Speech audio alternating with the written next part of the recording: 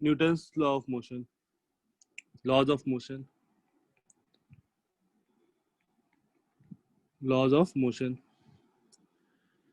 तो सबसे पहले इस चैप्टर में एनसीईआरटी में विद फ्रिक्शन है। ओके खुशी, लास्ट में डिस्कस करते हैं उस पर। जो भी फ्रिक्शन तो बहुत कॉम्प्लिकेटेड हो जाएगा ना सर। हाँ हम लोग आते हैं उस पर, पहले न्यूटन्स लॉ खत्म करते हैं फिर फ्रिक्शन पे आते हैं। नहीं आपने बोला अभी विद फ्रिक्शन है। हाँ तो मतलब इसी चैप्टर में फ्रिक्शन भी है लास्ट में, पहले विदाउट अच्छा फ्रिक्शन फिर एंड वाला पार्ट विद फ्रिक्शन। ओके समझा। ठीक है चलो स्टार्ट करते हैं लॉज ऑफ मोशन। तो सबसे पहले इसमें जो हम लोग को पढ़ना है वो है Aristotle fallacy. Aristotle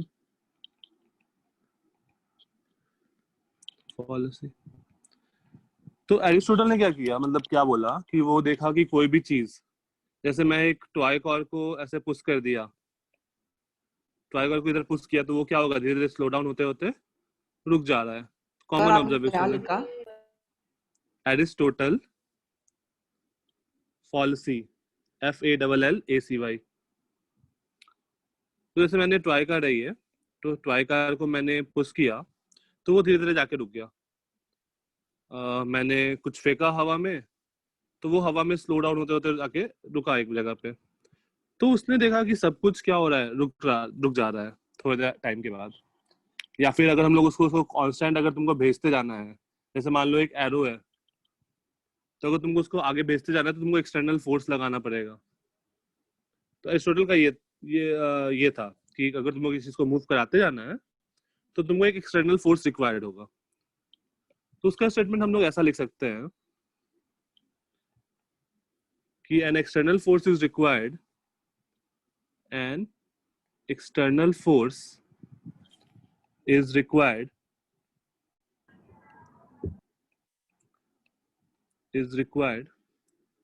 to keep a body in motion, to keep a body in motion। किसी बॉडी को अगर मुझे मोशन में रखना है तो हमें एक्सटर्नल फोर्स रिक्वायर्ड होगा। बट ये गलत था, क्योंकि तुम लोग को पता है कि लॉ ऑफ इनर्शिया क्या होता है। लॉ ऑफ इनर्शिया क्या होता है कि अगर कोई एक्सटर्नल फोर्स नहीं लगे तो a body in motion continues to be uniform motion and a body in rest continues to be in the state of rest until and unless an external force is applied। तो ये हम लोग का Newton first law of motion था। तो according to Aristotle, उसने क्या बोला था कि अगर मुझे मोशन में रहना है तो मुझे एक्सटर्नल फोर्स लगाना पड़ेगा, क्योंकि उससे दिख रहा था कि सब कुछ रुक जा रहा था। तो वो सेम फ्रिक्शन, एयर रेजिस्टेंस के बारे में नहीं सोचा और उसने ये स्टेटमेंट दे दिया। बट बाद में इसका सारा का सारा स्टेटमेंट गलत प्रूव होते गया। तो बस हमें ये स्टेटमेंट पढ़ना है, एक्चुअल में ये गलत है।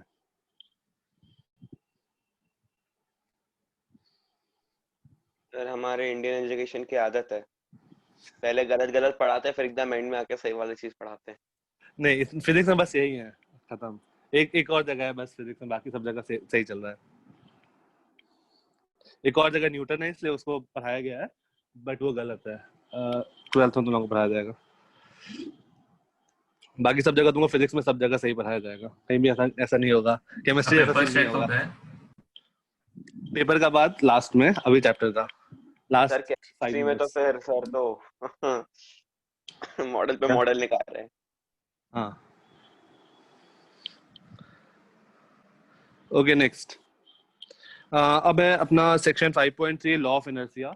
ये तुम्हारे सिलेबस से हटा दिया गया है। वैसे इनर्शिया क्या होता है तुम लोगों को पता है?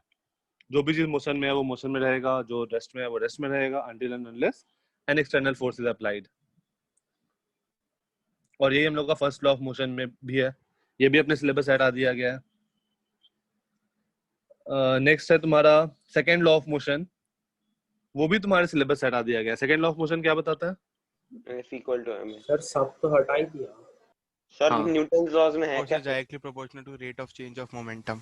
हाँ ये है statement, F equal to m में अगर तुम बोल दोगे ना ये स्टेटमेंट गलत है, ये सेकेंड लॉ नहीं है, ये उससे डिराइव होता है। सेकेंड लॉ, हाँ सेकेंड लॉ है F equal to dp by dt। rate of change of momentum is called force। rate of change of momentum is called force. और देखो अब हमारे पास है F equal to dp by dt. Momentum क्या होता है? मास into velocity. तो इसको डिफरेंशिएट करो तो d by dt of m, product rule लगाओ, plus m dv by dt. Okay Khushi, just a minute. तो if m is constant, तो dm by dt वाला टर्म जीरो हो जाएगा और हमारे पास आ जाएगा F equal to m dv by dt, that is ma. तो F equal to ma हम लोग का डायरेक्टली सेकंड लॉ नहीं है. F equal to dp by dt second law है. F equal to ma derived from the second law when mass is constant. Sir ये नहीं है ना सिलेबस में? तुम्हारे जेई सिलेबस में है ना? सर एक बार प्रीवियस स्लाइड दिखाओ ना. हाँ.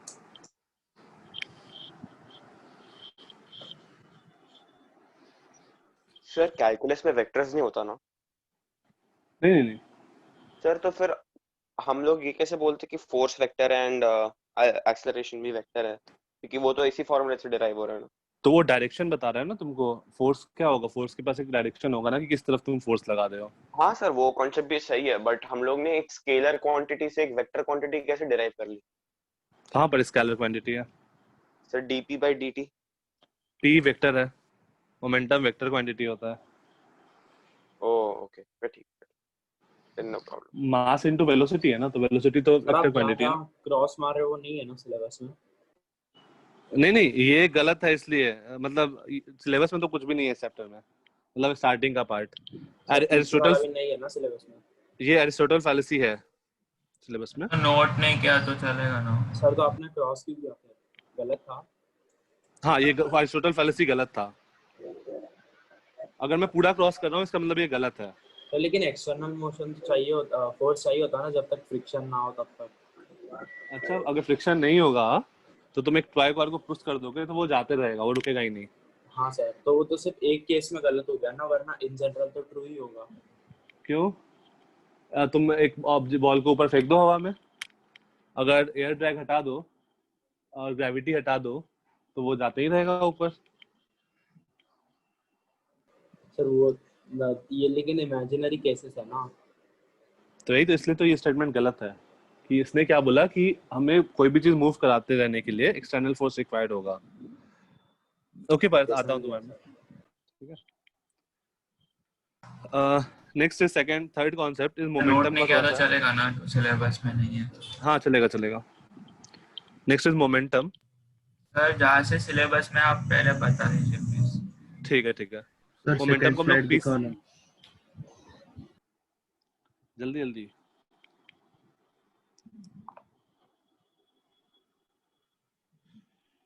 वाला है क्या? नहीं ये नहीं है. अगर ये ट्रू होता फिर तो परपेचुअल मोशन भी ट्रू होता था, तो फिर हम लोग के पास इन्फिनिटी एनर्जी होता. हाँ सर लॉ ऑफ इनर्शिया बता दिया आपने?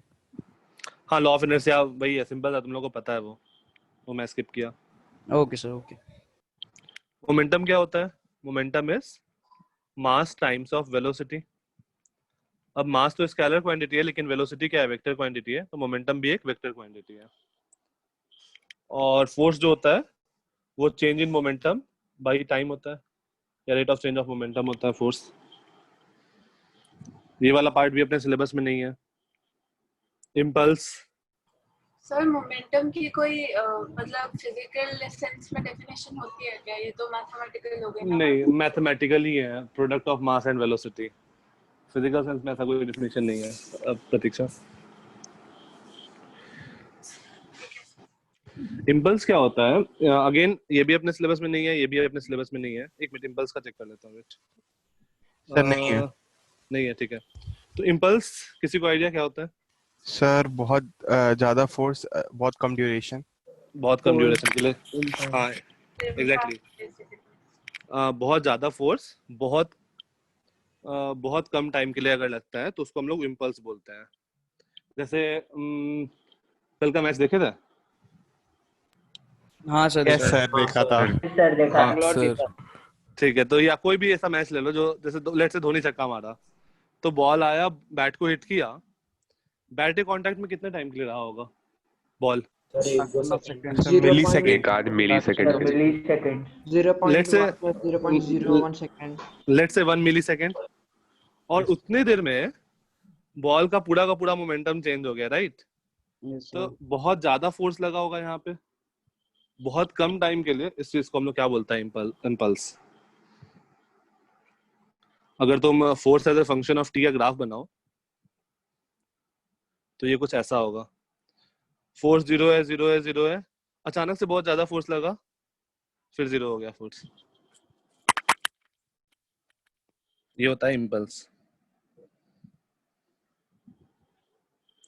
बहुत ज्यादा फोर्स बहुत कम टाइम इंटरवल के लिए। सर इसका कुछ ऐसा मैथमेटिकली इसको क्या हुआ, मतलब फोर्स अपॉन टाइम ऐसा कुछ कह सकते हैं क्या? इम्पल्स इंटीग्रल ऑफ, ये जो फोर्स होता है ना, जो बहुत ज्यादा फोर्स लगता है, उसको हम लोग इम्पल्सिव फोर्स कहते हैं।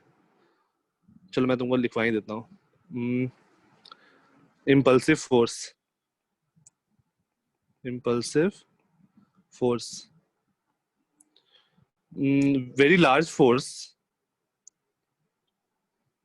acting for a very small period of time, for a very small period of time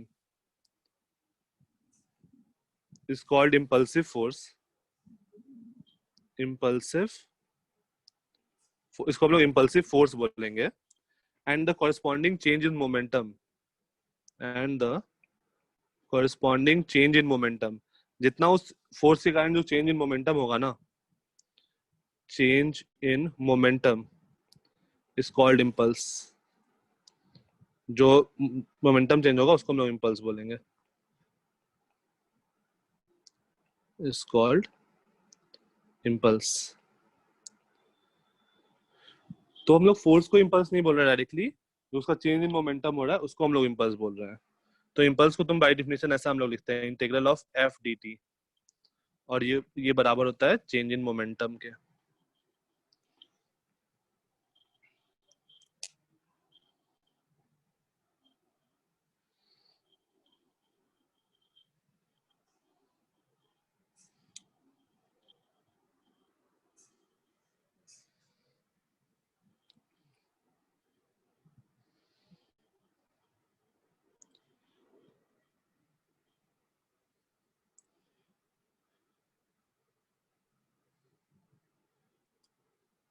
Done?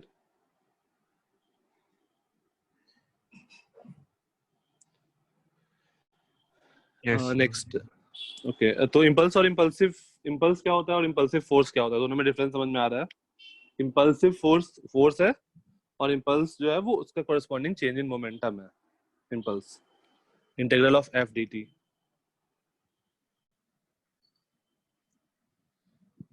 Next, Newton's third law of motion.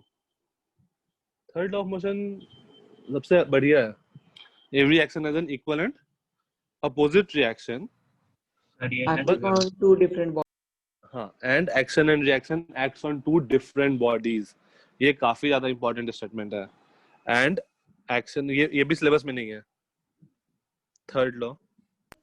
तो क्या है सर सिलेबस में? बस इसके बाद वाला पार्ट सब। सर फिर इसको Every- नोट करना है कि नहीं करना है? नहीं, बस थोड़ा सा मैं बता रहा हूँ तुमको, मतलब पूरा डिटेल्स में मैं जा भी नहीं रहा हूँ। तुमने चैप्टर ही हटा दिया क्या? बहुत सारा पार्ट। एवरी एक्शन बहुत पार्ट बाकी है। सर हाँ। इससे अच्छा पूरा चैप्टर को ही डिलीट कर देते हैं ना। अच्छा, नहीं, Every आगे action के लिए has a- बहुत इंपॉर्टेंट है। नहीं, भाई अरे एफबीडी पॉलीमर सिस्टम बाकी है यार। हाँ, every action has an equal and opposite reaction, and action and reaction force acts on two different bodies। और जो एक्शन और रिएक्शन फोर्स जो होता है ना, वो सेम नेचर का होता है। जैसे मान लो अगर एक्शन फोर्स ग्रेविटेशनल फोर्स है तो रिएक्शन भी ग्रेविटेशनल होगा। अगर एक्शन फोर्स इलेक्ट्रोस्टैटिक फोर्स है तो रिएक्शन भी इलेक्ट्रोस्टैटिक फोर्स होगा। एक्शन अगर इलेक्ट्रोमैग्नेटिक फोर्स है तो ये भी इलेक्ट्रोमैग्नेटिक फोर्स होगा, एंड सो ऑन। दोनों सेम टाइप ऑफ फोर्स ही होंगे। अब जैसे मान लो ये वॉल है, ये एक वॉल है, तुम इसको पुश कर रहे हो, तो एक्शन रिएक्शन फोर्स क्या क्या होगा? एक्शन क्या होगा, रिएक्शन क्या होगा?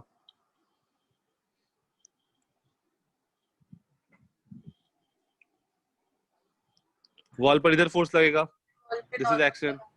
हाँ, और तुम्हारे हाथ, हाँ तुम्हारे हाथ पर लगेगा तो पीछे वॉल फोर्स, हमारे हाथ पे लगाएगा। That is reaction.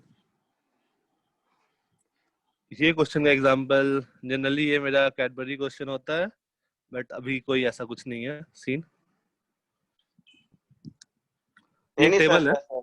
Sir sir नहीं हाँ। नहीं सर, कैडबरी देनी पड़ेगी सर। हाँ कैसे?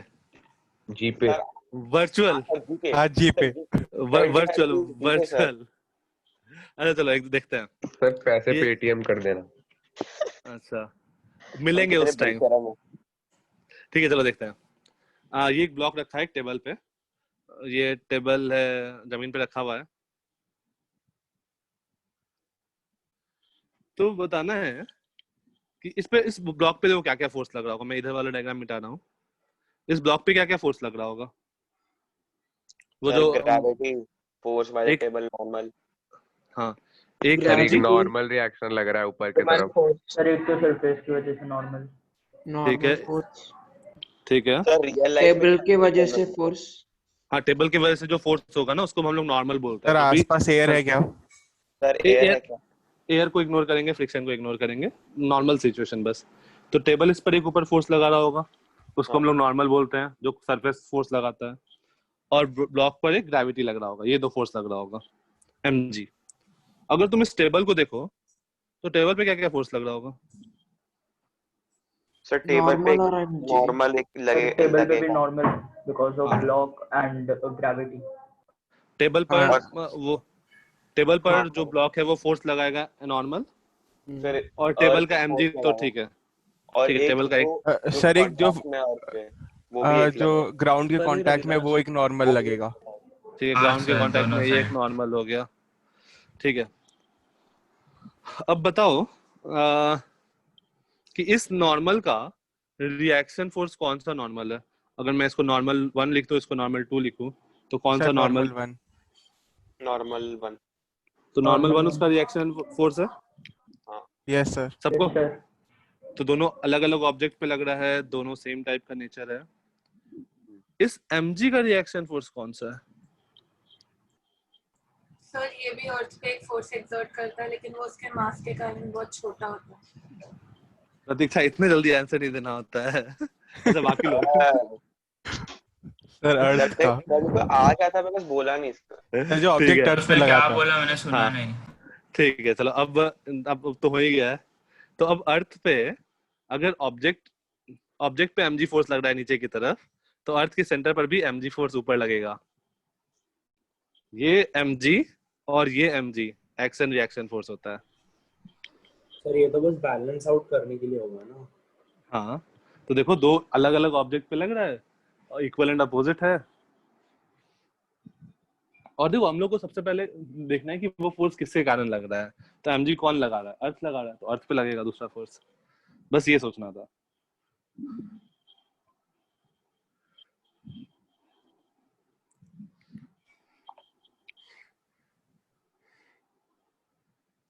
ओके डन, सिंपल सा थर्ड लॉ भी। मतलब एक क्वेश्चन मोमेंटम पे करते हैं, ये अगेन अपने सिलेबस में नहीं है बट स्टिल कर लेते हैं, क्योंकि इस पे बेस हम लोग का आगे बढ़ेगा। जैसे मान लो ये एक वॉल है, यहाँ पे एक बॉल आया, ये हिट किया, लेट्स से ये एंगल है 60 डिग्री और यहाँ से बाउंस कर गया। अभी हम लोग एज्यूम कर रहे हैं कि 60 डिग्री पर ही बाउंस कर रहा है, लेकिन रियल लाइफ में ऐसा नहीं होगा। रियल लाइफ में 60 डिग्री से ज्यादा होगा या कम होगा?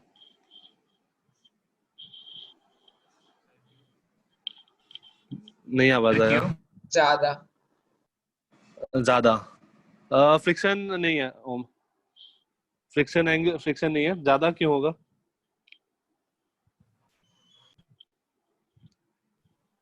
सर फोर्स कम हो जाएगा। फोर्स कम हो गया तो उससे क्या होगा?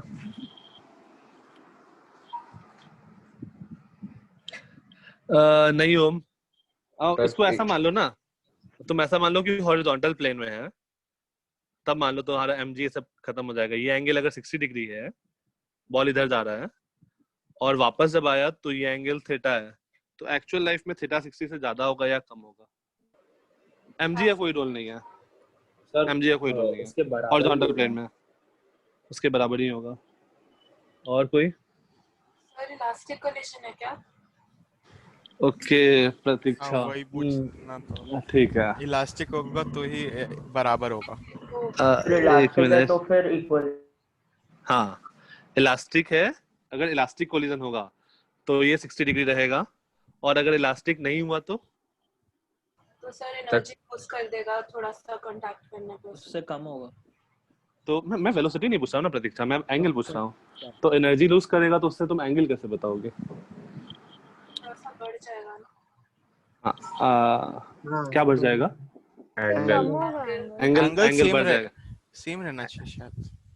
नहीं, एंगल थोड़ा सा बढ़ जाएगा, हम लोग देखेंगे इस चीज को। सर कैसे? सर वर्टिकल के साथ एंगल बढ़ जाएगा, हॉरिजॉन्टल से हाँ कम होगा। हाँ, तो ये एंगल 60 डिग्री से ज्यादा हो जाएगा, यस। ये बॉल इधर कहीं जाएगा, एक्चुअल वो रेड वाला पाथ होगा। तो अभी के लिए तुमको एज्यूम करना है कि ये 60 डिग्री पे ही बाउंस कर रहा है। इस बॉल का मास है 100 ग्राम, ये जा रहा है 72 kmph से, ये हिट किया और बाउंस बैक किया 72 kmph से। तो बताना है कि चेंज इन मोमेंटम कितना हुआ।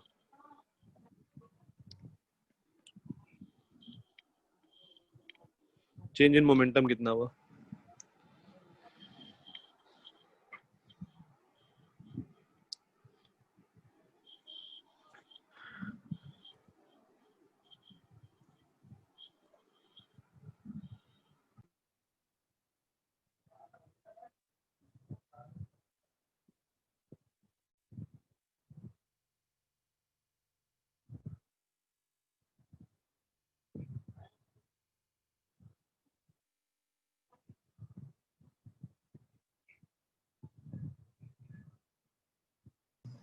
सर मुझे समझ नहीं आया वो 60 क्यों होगा। वो 60 क्यों नहीं? अभी तुम एज्यूम करो ना कि 60 पे बाउंस बैक कर रहा है। जब हम लोग इलास्टिक कोलिजन से पढ़ेंगे ना, उस टाइम हम लोग देखेंगे कि 60 से ज्यादा होगा कि कम होगा या क्या होगा। ये HCR में क्वेश्चन है प्रॉपर। सर तो मोमेंटम तो उतना ही रहेगा, डायरेक्शन बस थोड़ा। हाँ हाँ, तो डायरेक्शन चेंज, मोमेंटम उतना ही रहेगा। मोमेंटम स्केलर क्वांटिटी नहीं है ना यार, जो तुम हम लोग जीरो बोल देंगे। मोमेंटम तो वेक्टर क्वांटिटी है, तो चेंज तो हुआ ही मोमेंटम में। मतलब सर डायरेक्शन चेंज हुआ, मतलब मैग्नीट्यूड वही रहेगा। हाँ, तो कितना चेंज हुआ? इनिशियल मोमेंटम लिखो, फाइनल मोमेंटम लिखो, फिर माइनस करो दोनों को।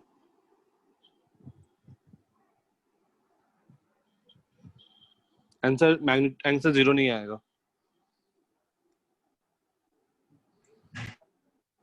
अच्छा, ये क्वेश्चन ध्यान दो कि जब एक बॉडी 10 मीटर पर सेकंड से इधर जा रहा था और टर्न करके इधर चला गया 10 मीटर पर सेकंड से, तो क्या चेंज इन वेलोसिटी 0 था काइनेमैटिक्स में? नहीं था ना, तो यहाँ पर भी नहीं होगा 0।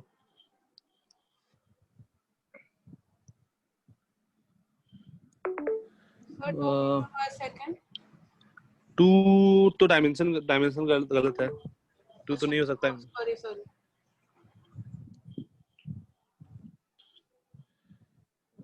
एक मिनट में आंसर निकाल दो। 10 इंटू 0.11 सही है। इसका था आंसर। प्रतीक्षा तुम्हारा आंसर था। सर 2 था। हाँ ठीक है, मतलब यूनिट ठीक कर लो बस, बाकी ठीक है।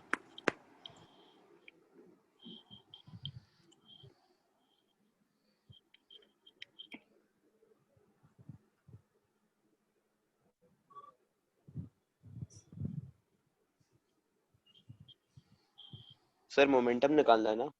हाँ, इनिशियल मोमेंटम निकालो, फाइनल मोमेंटम निकालो, दोनों को माइनस कर दो, तुमको चेंज इन मोमेंटम मिल जाएगा। Find the change in momentum निकालना था, change in momentum. Sir but momentum तो दोनों साइड सेम आ रहा है सर। डायरेक्शन भी है ना। अच्छा हाँ।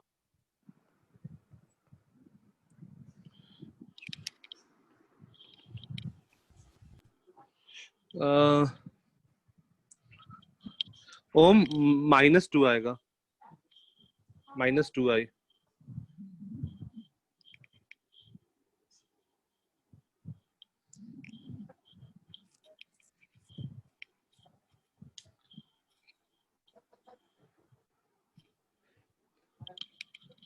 -2i 003। तो इनिशियल मोमेंटम कितना है? अगर तुम इसको x एक्सिस मान लो और ये वाले को y एक्सिस, तो इनिशियल इसका वेलोसिटी हो गया 20 मीटर पर सेकेंड। तो इनिशियल मोमेंटम जो होगा वो मास है 0.1 इंटू वेलोसिटी, x एक्सिस के अलॉन्ग इसका स्पीड होगा 20 cos 60, तो इंटू 1/2 इंटू i, और माइनस y एक्सिस के अलॉन्ग होगा mv इंटू साइन 60, ये j होगा। फाइनल मोमेंटम जो होगा वो होगा 0.1 into 2 into half in minus i minus 0.1 into 2 20 into √3/2 in j।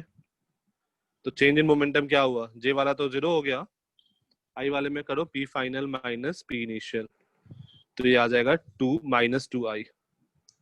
तो चेंज इन मोमेंटम हो गया -2। इसका मतलब वॉल किधर फोर्स लगाया? वॉल ने इस डायरेक्शन में फोर्स लगाया, फोर्स बाय वॉल। हाँ सर, वैसे वो तो ऑब्वियस है ना सर कि हाँ नॉर्मल पे लगा है। वो तो ऑब्वियस है, ठीक है। सर ये नहीं समझा हमने इनिशियल और फाइनल क्यों दिया? दोनों के कंपोनेंट्स ले लिए क्या बस? हाँ, दोनों कंपोनेंट्स ले लिया, इनिशियल मोमेंटम लिखा, फाइनल मोमेंटम लिखा, फिर चेंज इन मोमेंटम क्या होगा? Final minus initial. वो तो वेक्टर क्वांटिटी है ना, तो मुझे final vector minus initial vector करना पड़ेगा ना चेंज इन उसके लिए। Yes sir. अच्छा, अगर मान लो चेंज इन मोमेंटम जो होता है सर, वो फोर्स के मतलब डायरेक्टली प्रोपोर्शनल टू फोर्स भी होता है ना? हाँ, डायरेक्टली प्रोपोर्शनल टू फोर्स होता है। तो अगर वही मैं बता रहा हूँ, अगर टाइम 0.01 सेकेंड के लिए कांटेक्ट में रहा वॉल के, तो वॉल ने कितना फोर्स लगाया बॉल पे? सर ये तो सर इसका यूनिट किलोग्राम मीटर पर सेकंड होगा ना? हाँ, मोमेंटम का होगा किलोग्राम मीटर पर सेकेंड, मास का हो गया केजी, वेलोसिटी का होगा मीटर पर सेकेंड। फोर्स कितना आ जाएगा? 200 न्यूटन हो जाएगा। कितना? 200 न्यूटन। हाँ, 200 न्यूटन। तो फोर्स हो जाएगा क्या? Delta P by delta T. तो ये आ जाएगा -2i upon 0.01, that is -200 i cap, that is -200 Newton in i cap. क्योंकि सारा चीज ऐसा ही में चला है तो वो न्यूटन में आ जाएगा, न्यूटन आ जाएगा।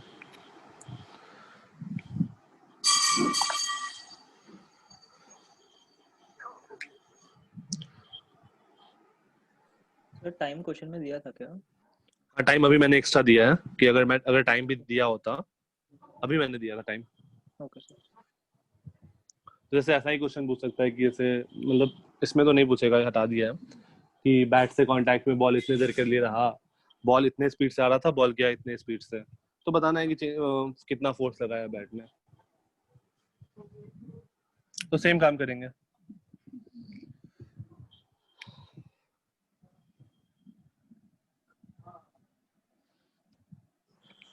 Then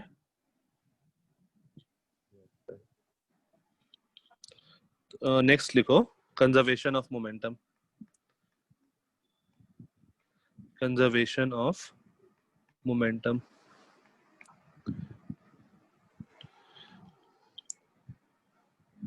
इफ, हाँ बिन, ये है सिलेबस में, यहां से अपने सिलेबस में है। If there is no external force, या फिर if there is no unbalanced external force, unbalanced external force, then the momentum of the system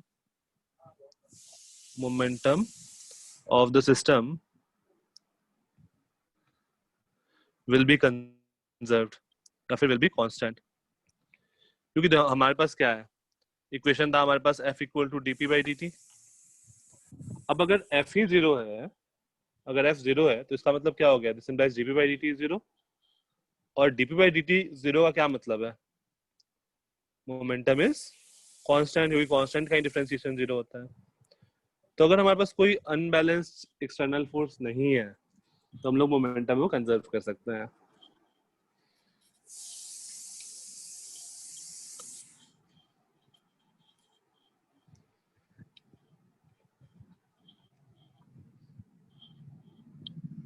for example ये नोट कर लो, फिर एग्जाम्पल एक देखते हैं।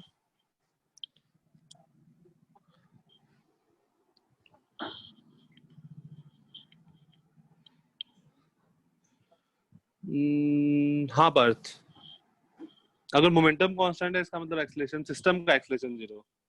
अगर बहुत सारे पार्टिकल है तो इंडिविजुअल एक्सेलरेशन हो सकता है, लेकिन ओवरऑल जब तुम सिस्टम का देखोगे ना तो वो 0 होगा।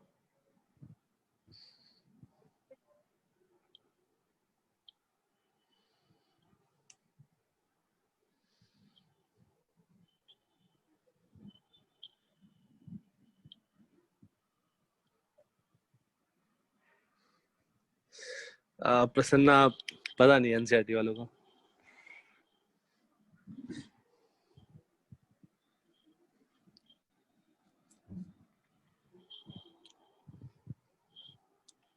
ठीक है, एक क्वेश्चन देखते हैं इस पे। जैसे मान लो ये एक ऑब्जेक्ट है ए, ये दूसरा ऑब्जेक्ट है बी। क्वेश्चन, ये इधर जा रहा है विथ अ मोमेंटम p1, ये इधर आ रहा है विथ अ मोमेंटम p2। इन दोनों का कोलिजन होगा। ये बिफोर कोलिजन का सीन है। सर 1 सेकंड के लिए पिछला साइड दिखाई ना स्क्रीन। हाँ जस्ट अ मिनट।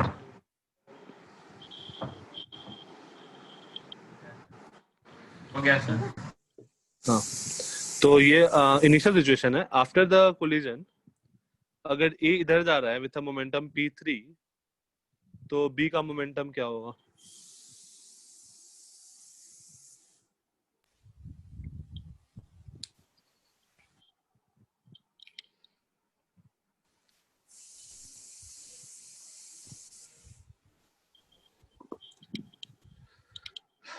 हाँ पार्थ,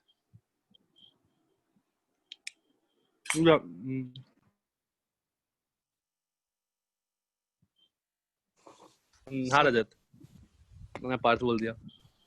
हाँ रजत,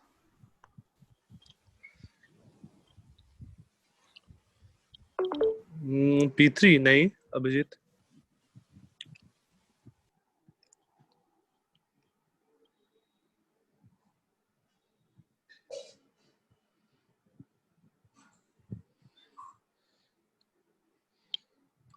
ओके, एक आंसर आया p3 प्लस p2।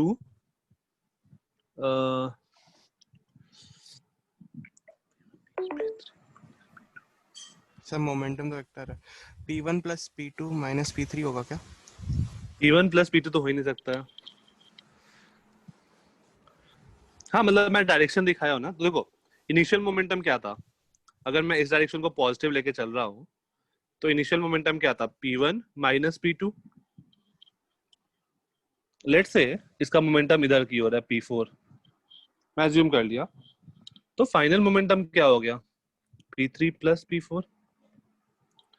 और कोई एक्सटर्नल फोर्स है ये? अगर हम लोग फ्रिक्शन को फ्रिक्शन को 0 मान रहे हैं, मतलब जनरली अगर तुमको ऐसा दिया हुआ है तो हम लोग फ्रिक्शन को 0 मानेंगे, तो कोई एक्सटर्नल फोर्स नहीं है। जब वो लोग टकरा रहा होगा तो एक्सटर्नल फोर्स होगा कि नहीं होगा?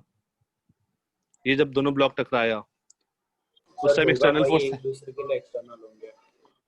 हाँ, एक दूसरे के लिए एक्सटर्नल होंगे, लेकिन अगर मैं इन दोनों को एक साथ मान लूं तो कोई एक्सटर्नल फोर्स नहीं होगा। कोई नहीं हाँ, होगा। तो हम लोग बोल सकते हैं कि मोमेंटम कंजर्व रहेगा।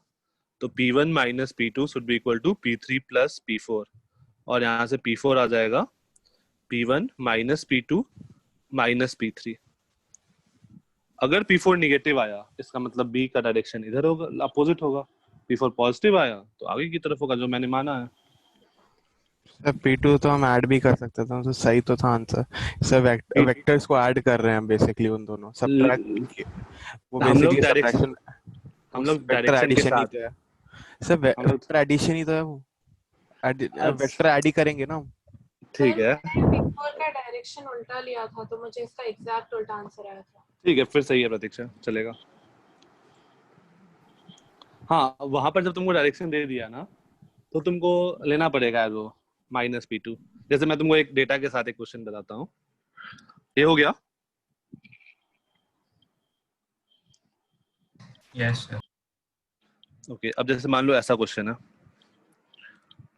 ये एक ऑब्जेक्ट है 5 kg का, ये जा रहा है 4 मीटर पर सेकेंड से। यहाँ एक ऑब्जेक्ट रखा हुआ है, सरफेस इज फ्रिक्शनलेस, 3 kg का, ये जा रहा है 1 मीटर पर सेकेंड से। कोलाइड किया, या ये इधर मान लो। सर एक बार प्रीवियस स्लाइड पे दिखा देना। हाँ 1 मिनट। ये 1 मीटर पर सेकेंड से जा रहा है।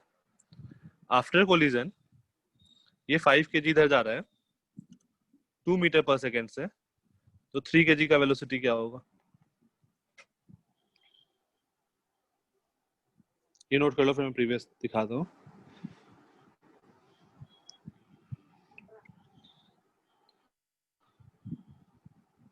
हाँ ये प्रीवियस। सर फाइनल की वेलोसिटी बतानी है, मोमेंटम बताना। वेलोसिटी बतानी है।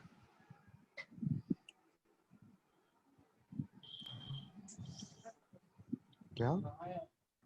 3 kg की वेलोसिटी बतानी है। Find the velocity of 3 kg block after the collision. Find the velocity, velocity मतलब डायरेक्शन भी। 7 नहीं आएगा सोनक, तुमने मास डिवाइड नहीं किया। 3 kg block after the collision, सही है ओम। ठीक है खुशी, ठीक है सोनल, और एक और किसी का आया ना, अभिजीत सही है, ओम सही है, सोनक सही है, हाँ चैतल सही है। ठीक है, सिंपल सा है। देखो इनिशियल मोमेंटम कितना था, P इनिशियल इज, ठीक है Parth, 20 minus 3 that is 17 kg मीटर पर सेकेंड। फाइनल मोमेंटम मैं इसको v मान लिया आगे की तरफ, तो 10 plus 3v and this would be equal to 17 because there is no external force. So 3v equal to 7 or this implies v equal to 7 by 3 meter per second. अब क्योंकि ये पॉजिटिव आया तो वेलोसिटी उसी डायरेक्शन में होगा जिस direction मैंने एज्यूम किया। अगर ये नेगेटिव आया होता तो क्या होता? सर मतलब 3 kg उल्टे डायरेक्शन में जा रहा है। 3 kg उल्टे डायरेक्शन में जाता है, लेफ्ट की तरफ। हाँ। अच्छा ठीक है। और इसका और मतलब क्या होता? एक और फिजिकल सीन, 5 kg भी उल्टे तरफ चला गया। सर एक्चुअली पॉसिबल नहीं है क्योंकि पॉसिबल ही नहीं है। हाँ क्योंकि Possible नहीं है, वापस से कोलाइड करेंगे सर जब हाँ। तक। वही मतलब आफ्टर कोलिजन 5 kg आगे जा रहा है, 3 kg उसको ऐसे उसके अंदर से घुस के उधर निकल गया। ऐसे होता जाएगा। नहीं उसके अंदर से ऐसे घुस के निकल गया, वो पॉसिबल नहीं है। मतलब हमने डेटा कुछ गलत मेजर किया है, हमारे जो क्वेश्चन में कुछ डेटा है वो गलत है। सर ये हम लोग वनडे कर रहे हैं इसलिए हम लोग ने आई कैप जे कैप ड्रॉप कर दिया। सर क्या? हाँ अगर मैं बोल रहा हूँ कि अगर ये इधर की ओर आया था 7/3 आफ्टर द कोलिजन, इसका मतलब क्या है कि पहले भी उधर जा रहा था और अब 3 kg राइट में था। सर पर वो नेगेटिव नहीं आना, आप कैसे बोल रहे हो उधर जा रहा है? सर हम ये बोल सकते हैं, हाँ सर, ये बोल सकते हैं ना कि सर 5 kg भी उल्टी डायरेक्शन में जा रहा है आफ्टर कोलिजन। नहीं डेटा में कुछ प्रॉब्लम होता। हाँ डेटा में कुछ प्रॉब्लम होगा। फिर मैं बोल रहा हूँ कि अगर यहाँ पर -7/3 आता तो फिर डेटा में कुछ प्रॉब्लम रहता। पर ये सही है ना? हाँ ये सही है, मतलब ये तो मैं सोच के दिया हूँ, तो मतलब डेटा सही दिया हूँ। मतलब अगर रैंडम सब कुछ तुम कुछ डेटा लिख रहे हो इसका मतलब कुछ तो गड़बड़ हुआ है। Okay done. सर आप एक और बार प्लीज समझाओ ना कि वो पीछे क्यों नहीं जा सकता और वो घुस के कैसे जाएगा। अच्छा चलो ठीक है, स्टेप बाय स्टेप समझते हैं क्या हो रहा होगा। हमारे पास सिचुएशन था 5 3 4 1 5 3 4 1। अच्छा अब ये दोनों पास आया, ये 5 है ये 3 है, दोनों पास में आ गया, कोलिजन हुआ। अब कोलिजन के बाद तुम्हें क्या लग रहा है, कोलिजन के बाद 3 इधर जा सकता है क्या? मतलब 5 इधर जाएगा और 3 इधर जाएगा, ऐसा हो सकता है क्या? पॉसिबल है? नहीं लग रहा है। ऐसा तो पॉसिबल ही नहीं हो सकता है ना। नहीं पॉसिबल है। हाँ तो ये तभी अगर ऐसा कुछ आ रहा है तो हमारा कुछ डेटा गलत है।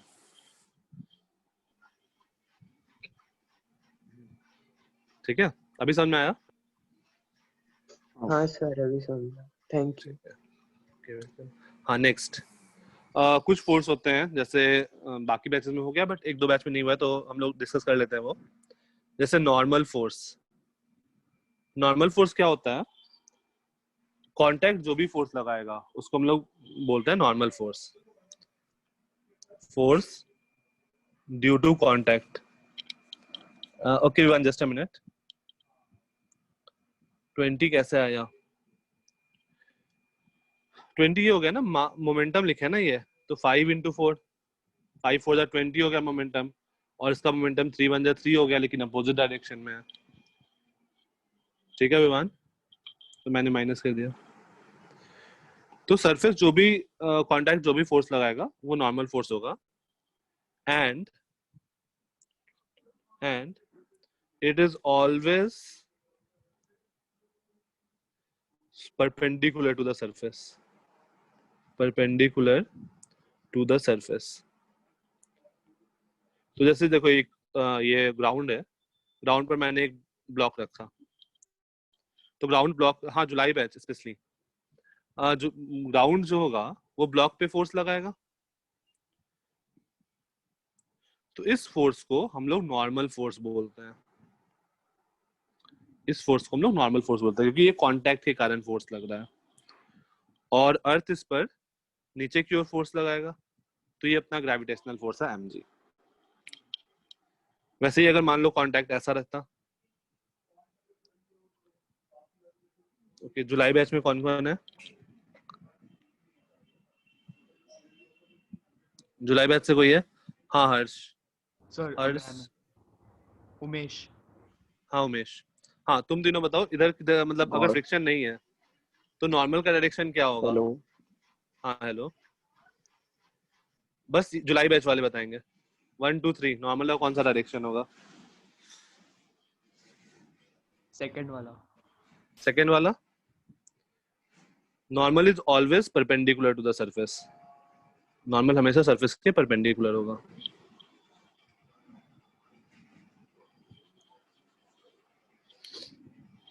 अच्छा एक क्वेश्चन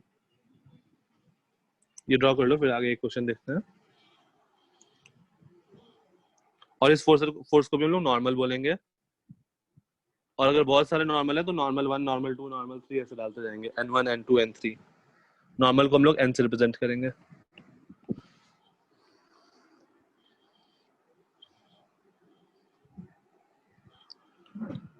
क्वेश्चन,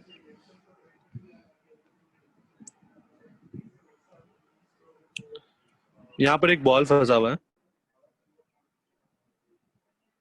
तो इस बॉल पर, ओके सिद्धार्थ, सब लोग के लिए बनाना है, इस बॉल पर क्या क्या फोर्स लग रहा होगा, बस बॉल पे बताना है।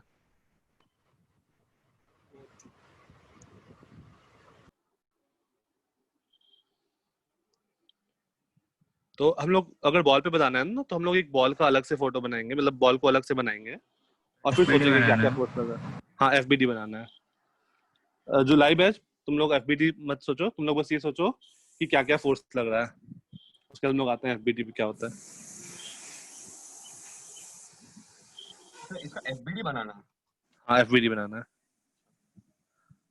ठीक है खुशी, 3 फोर्सेस कौन कौन से? एक तो mg दिख रहा होगा, मुझे बताना है कि draw all the forces that are acting on the ball।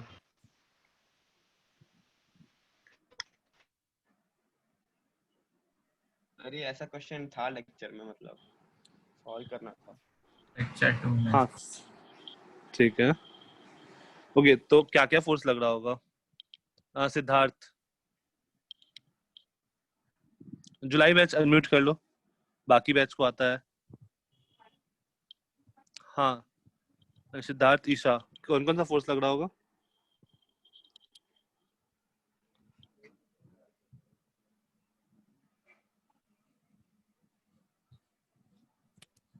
एक तो mg लग रहा होगा, mg उसके सेंटर ऑफ ग्रेविटी पे लगता है, और 2 नॉर्मल फोर्स ऊपर से हाँ और एक, नीचे से हाँ परपेंडिकुलर, एक ये नॉर्मल लग रहा होगा, और ऊपर से भी। ऊपर से ही नॉर्मल लग रहा होगा, ऊपर से ये वाला नॉर्मल लग रहा होगा सरफेस के परपेंडिकुलर। हाँ तो एक नॉर्मल ऊपर और एक नॉर्मल इधर, क्या हाँ ये दोनों नॉर्मल सेंटर से पास कर रहा होगा? कोई भी इसका आंसर देगा।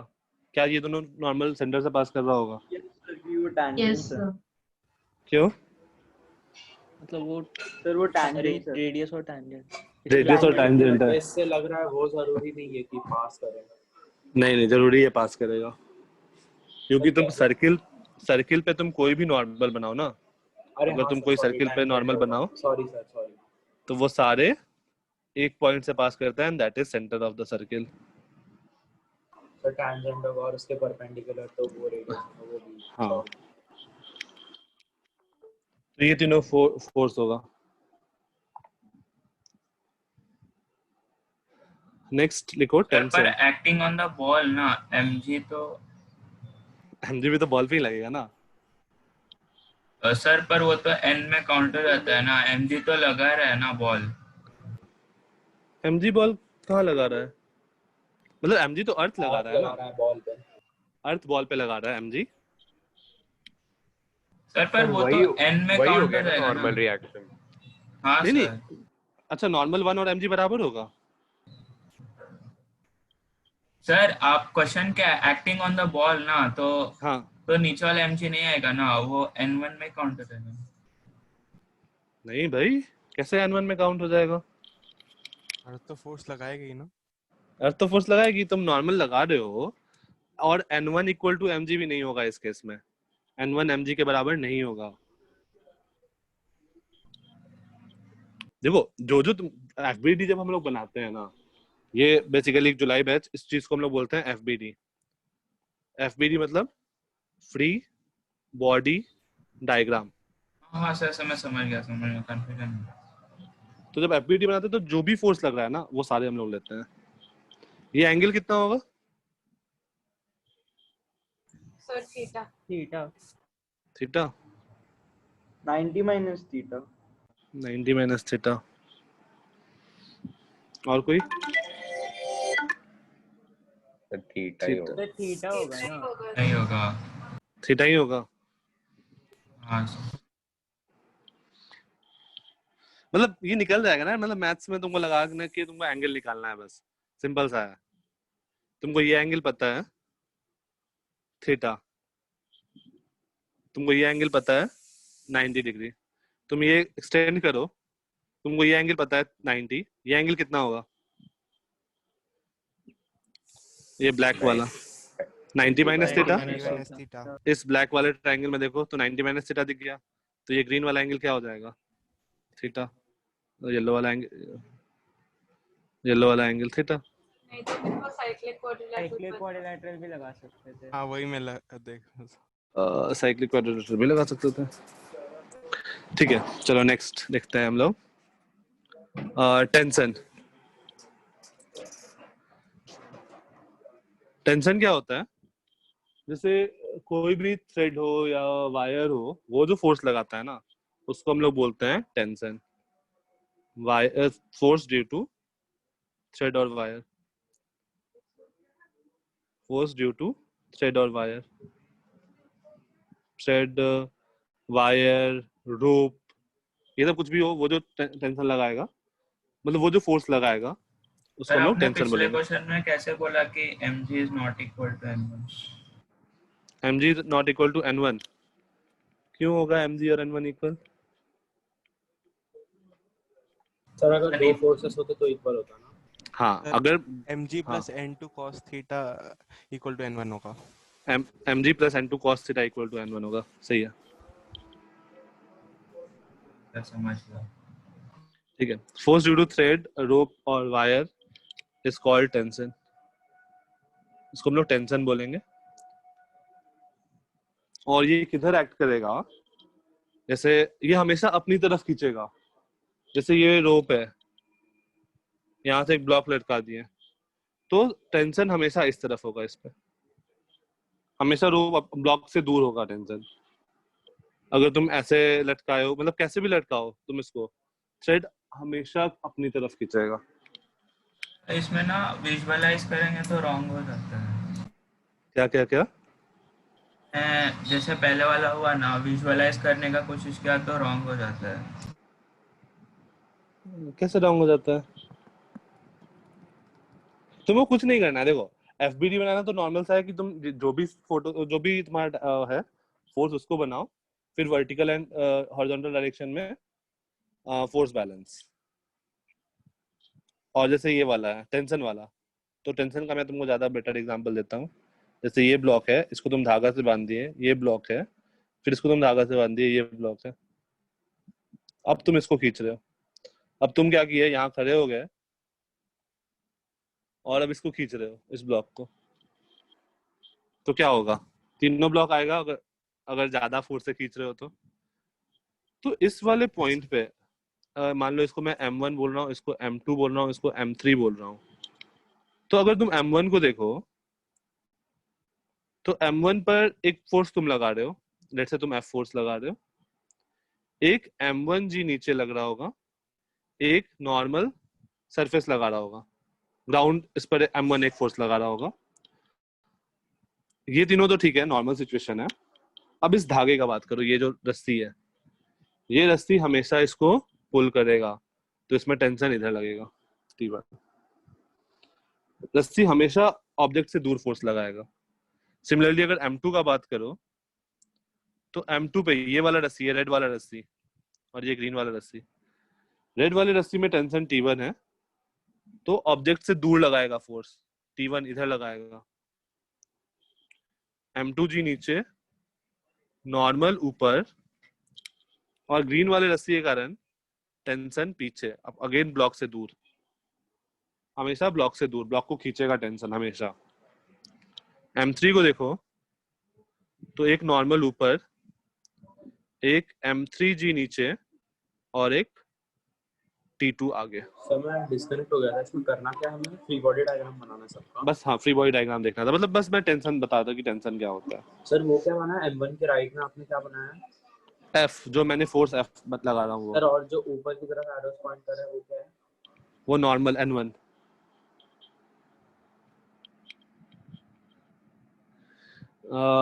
ओम का क्वेश्चन है सबका एक्सेलरेशन अलग होगा, ऐसा हो सकता है ओम? ये तीनों ब्लॉक का एक्सेलरेशन अलग हो अगर इस सिचुएशन में? नहीं सर सही है। नहीं हाँ, तीनों साथ में आगे जाएगा। सर, ऐसा क्वेश्चन कल सर ने कराया था। अच्छा, सेम क्वेश्चन? हाँ सर, बस वैल्यूज दे दी थी उसके अंदर। अच्छा, तो तुम डायरेक्ट आंसर लिखे या पूरा एफबीडी बना के लिखे? सर एफबीडी बना के ही करना पड़ेगा ना। अच्छा, इसका हम लोग डायरेक्ट आंसर लिखते हैं, मतलब कोई सॉल्व नहीं करना पड़ता है, सीधा आंसर आता है डायरेक्टली।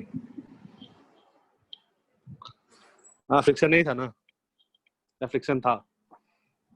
नहीं था सर। नहीं था सर। फ्रिक्शन नहीं था ना, तो तुम चलो मैं बाद में तुमको एक बार जो तुम्हारा पुली वाला क्वेश्चन सब है ना, वो सबको मैं तुम पूरा HCM में सॉल्व कर लो, पूरा वर्क सॉल्व कर लो, फिर एक बार मैं डिस्कस करता हूँ उस क्वेश्चन को, तो तुम्हारा क्वेश्चन एक वन लाइनर हो जाएगा सारे के सारे क्वेश्चन। सर आप वो पैटर्न की बात कर रहे हो क्या? बेसिकली जब फ्रिक्शनल फोर्स आता है तो सब माइनस कर देना पड़ता है ना, फ्रिक्शनल फोर्स को, जितने भी ऑब्जेक्ट्स पे लग रहा है। हाँ। तुम लोग कौन से तरीका, मतलब ये वाला क्वेश्चन सॉल्व किए हो? सर बिना फ्रिक्शन के सॉल्व किया है। अच्छा, ये वाला क्वेश्चन सॉल्व किए हो? हाँ सर, पूरी इनफिनिट पुलीज भी किया है। नहीं, ये वाला क्वेश्चन सॉल्व किए हो, ये बस ये वाला? हाँ सर, ये भी किया सर।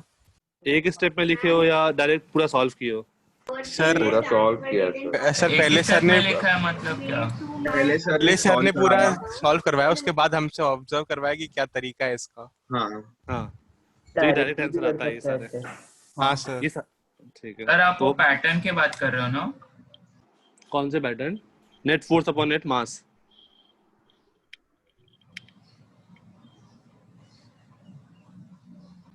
हाँ सर, वही केपी सर ने बताया था। हाँ, ठीक है भाई, सीधा नेट फोर्स अपॉन नेट मास करते जाएंगे, आंसर आते जाएगा। लेकिन क्वेश्चन तुम लोग पूरा एफबीडी बना के सॉल्व करना पहले, ठीक है? टेंशन फोर्स का फील आ गया सबको? सर मैं डिस्कनेक्ट हो गया था, आपने अभी क्या बोला? मैंने कुछ नहीं, मतलब अभी आपने उसका कुछ नहीं बताया। ओके ओम, पहले क्वेश्चन सॉल्व कर लो HCM का, उसके बाद हो जाएगा। सर एग्जाम में भी ऐसे वन लाइनर्स आंसर दे सकते हैं?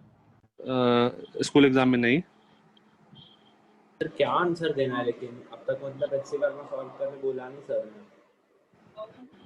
हाँ ठीक है, सर चलो। ने इसी सॉल्व करने बोला। कर ओके, लेते ठीक हैं है, तो फिर, तुम्हारा आपने बोला तो शुरू कर देते हैं हम लोग। हाँ, तुम्हारा कहाँ तक हो गया? लेक्चर 3 तक हुआ है ना अभी? हाँ सर, अब हाँ सर। मतलब पूरा नहीं हुआ है वो शायद से। यस सर ठीक है, कंप्लीट हो गया सर। एक बार हो सर गया से ना? पार्ट पूछना सर। 3 पूरा हो गया है। ठीक है, एक बार सर से पूछ लेना कि सर ने हम लोग जस्ट एक्चुअल चालू में किया स्टार्ट करें या lecture। नहीं। ओके ओके, ठीक है, हो गया यहाँ तक। अब हम लोग का है सर्कुलर मोशन, ठीक है। तो हम लोग एक और चीज कर लेते हैं, इक्विलिब्रियम। नेक्स्ट हेडिंग दो, equilibrium.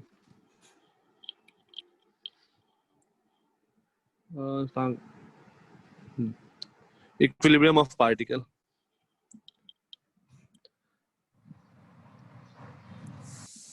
Equilibrium of particle. Sir but हम लोग पॉइंट पार्टिकल पे कोई फोर्स कैसे कैलकुलेट कर सकते हैं? पॉइंट पर हम लोग जनरली कंसीडर करते हैं कि बहुत हेवी मास है उसका, मतलब डेंसिटी बहुत ज्यादा है, और पॉइंट मास जैसा उसको ट्रीट कर लेते हैं। If net force acting on the particle is 0, then particle is said to be in equilibrium. Then particle is said to be in equilibrium.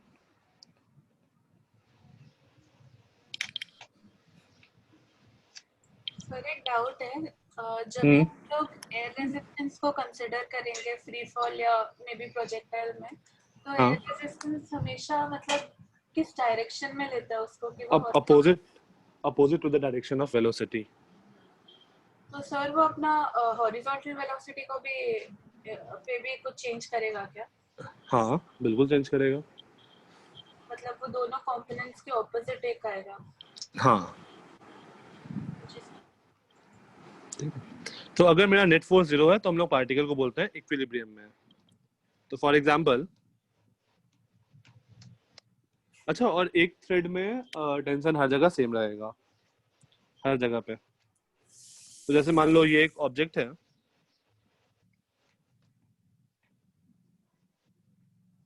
ये एंगल है 90 डिग्री, इस ब्लॉक का मास है 1 kg, ये एंगल है 37 डिग्री। तो बताना है इस वाले धागा में टेंशन कितना होगा, इस वाले धागा में टेंशन कितना होगा, T1। Sir directly PDF. क्या? सर ये एग्जैक्टली पीडीएफ का क्वेश्चन है। मतलब मुझसे किसी ने डाउट पूछा था, इसलिए मैं अभी डिस्कस कर दिया। सर बस वहाँ पे 37 की जगह थीटा दिया हुआ था। अच्छा, और पूरा नहीं, कैलकुलेट कर 37 वाला भी था कोई क्वेश्चन। ये exactly same to same question मुझे किसी ने भेजा था, इसलिए मैं डिस्कस कर रहा हूँ यही क्वेश्चन।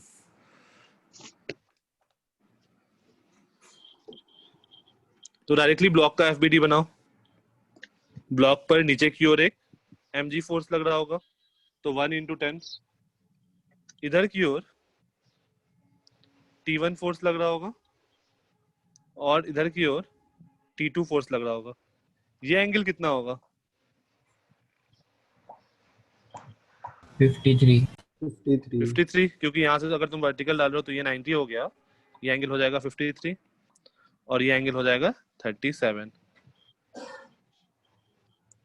तो हम लोग क्या लिखेंगे? T1 का जो ऊपर की ओर कंपोनेंट है, T1 cos 53, ऊपर की ओर कितना फोर्स आ रहा है? T1 cos 53 plus T2 cos 37, ये ऊपर की ओर फोर्स है। सर हम इसमें एक्सेस अपने चेंज कर सकते हैं क्या? हाँ, बट डिफिकल्ट हो जाएगा तुम्हारे लिए थोड़ा। नहीं, वो सर ने बोला था कि इन क्वेश्चंस में एक्सेस नहीं चेंज करना है, पर कोई तो रीजन था सर ने बोला था।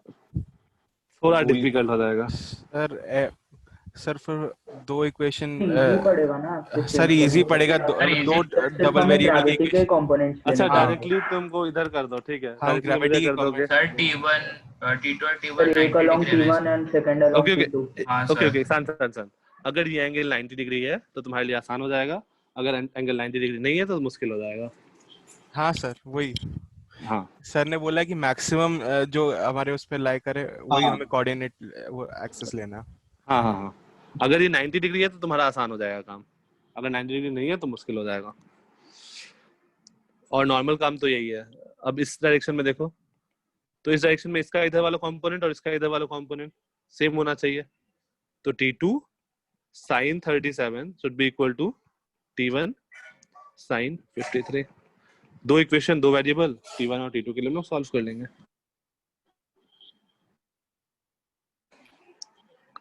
तो बेसिकली हमें ऊपर की ओर क्या फोर्स है उन दोनों को ऐड अप करना है और वो नीचे की फोर्स के बराबर होगा। लेफ्ट राइट में भी नेट फोर्स 0 कर देना है। बस हम लोग को ये काम करना है इक्विलिब्रियम के लिए। सर एक क्वेश्चन का डाउट है सर, आप वो कर देंगे यार? हाँ ठीक है, ओके एक मिनट, अपना लेक्चर यहाँ पे एंड करते हैं हम लोग। जिनको जो डाउट्स है वो बता दो थोड़े बहुत। हाँ, और सर, नेक्स्ट क्लास है क्या अभी? नेक्स्ट क्लास है क्या? यस ठीक है, एक्सप्लेन कर दो। ओके।